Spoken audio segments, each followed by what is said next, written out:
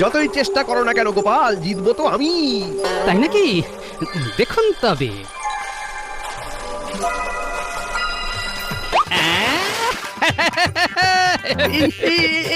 একই, আরে এটা তুমি কি করলে? হ্যাঁ, তুমি আমার ধুতির কাছা খুলে দিলে। আমি চললাম মন্ত্রী মশাই, এইবার আপনি আপনার ধুতি সামলান। এই গোপাল, এই গোপাল, দাঁড়াও দাঁড়াও বলছি, দাঁড়াও গোপাল, গোপাল, কাজটা কিন্তু তুমি ঠিক করলে না। কিরে ঘটা, মন্ত্রীমশাই হঠাৎ মাঝ জলে থেমে গেল কেন? গোপালটার দিকে সাঁতরে প্রায় পার করেই ফেললো। গোপাল দাদু, গোপাল দাদু, গোপাল দাদু, গোপাল দাদু, গোপাল দাদু জিতে গেছে। আমি জানতাম গোপাল তুমি জিতবে। এই নাও তোমার পুরস্কার। মহারাজ, গোপাল আমার ধুতির কাছা খুলে দিয়েছে, বুঝলে আমি জিততাম। কি বলছো মন্ত্রী, তোমার ধুতি খুলে দিয়েছে গোপাল?